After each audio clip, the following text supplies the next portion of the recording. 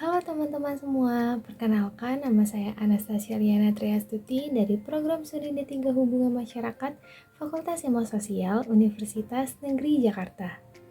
Sebelumnya pernah nggak sih kalian ngalamin hal-hal buruk yang bikin jadi bad mood? Misalnya ketika lagi makan bareng teman-teman, pas mau bayar ternyata dompet kita hilang. Atau mungkin kita udah siap-siap mau pergi ke suatu tempat yang udah kita tunggu-tunggu, ternyata hujan. Atau mungkin ketika kita sudah membeli barang di online shop, ternyata barang yang kita terima nggak sesuai ekspektasi kita. Kejadian buruk sering banget menimpa kita. Dan pasti ada-ada aja hal yang bikin kita jadi kesel ataupun sedih.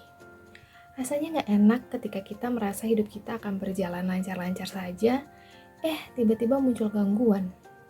Apa yang kita ekspektasikan nggak sesuai dengan realitanya. Akhirnya hal ini bikin kita jadi stres, cemas, gak bahagia, dan perasaan negatif lainnya.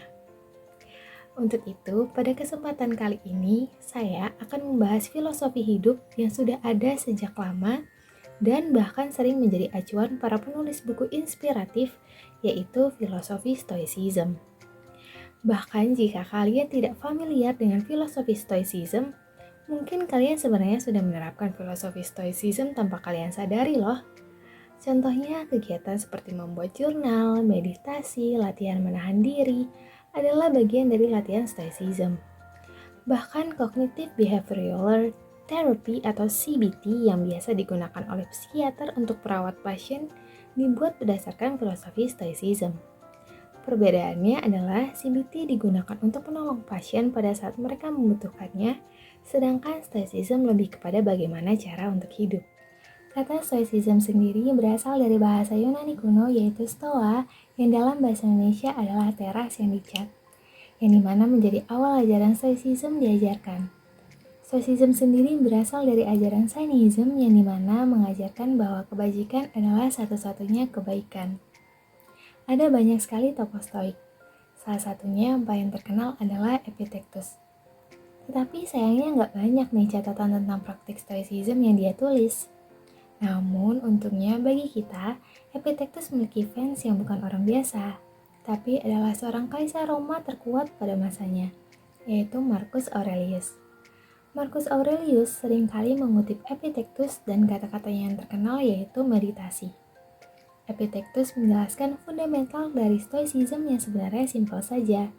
Begini katanya, kebahagiaan dan kebebasan dimulai dengan pemahaman yang jelas tentang satu prinsip.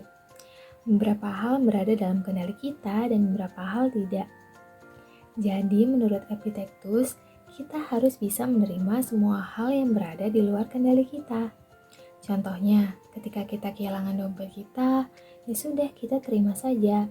Soalnya kita juga tidak bisa mengembalikan waktu buat kembali lagi sebelum dompet kita hilang.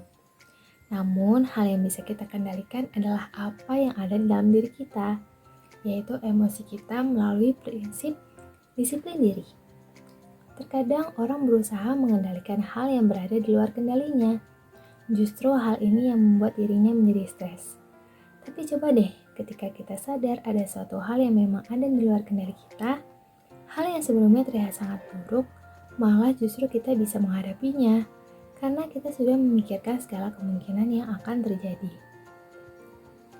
Marcus Aurelius mengatakan bahwa ekspektasi yang diciptakan manusia harus melalui proses premeditation, yaitu di mana kita memang harus mengekspektasikan hal-hal terburuk. Ketika kita sudah bisa membayangkan kemungkinan terburuk yang akan terjadi di dalam diri kita, maka tentunya kita akan bisa menjalaninya. Kita akan merasakan rasa sedih yang berlebih ketika kita berekspektasi bahwa suatu hal yang akan kita lakukan akan berjalan dengan lancar, namun kenyataannya tidak, dibandingkan ketika hal tersebut tidak berjalan dengan baik. Ekspektasi tersebut sangat mempengaruhi emosi dan juga bisa membunuh kebahagiaan kita. Dalam filosofi Stoicism ini, meskipun pandangan yang diberikan terkesan pesimis, tetapi justru suasana yang diciptakan sangat positif. Kenapa demikian? Karena kita bisa menjadi fokus pada proses hidup yang kita lakukan dibandingkan hasilnya saja. Hal ini tentunya sangat bagus karena filosofi Stoicism ini membuat kita belajar untuk optimis, bahwa kita pasti bisa melewati segala hal dalam hidup kita. Namun bukan berarti saat terjadi hal buruk kita tidak bisa merasakan emosi yang ada seperti sedih, kecewa, dan emosi negatif lainnya. Namun di sini kita belajar untuk mengatur emosi kita dengan baik dan bangkit untuk berusaha sebaik mungkin. Pelajaran yang perlu kita ambil dari filosofi Stoicism ini adalah jangan melawan alam dan biarkan keadaan mengalir. Fokus terhadap apa yang bisa kita kendalikan dan jadikan hal tersebut kebajikan kita. Sekian materi yang dapat saya sampaikan, mohon maaf bila ada kekurangan. Semoga video ini dapat bermanfaat. Terima kasih.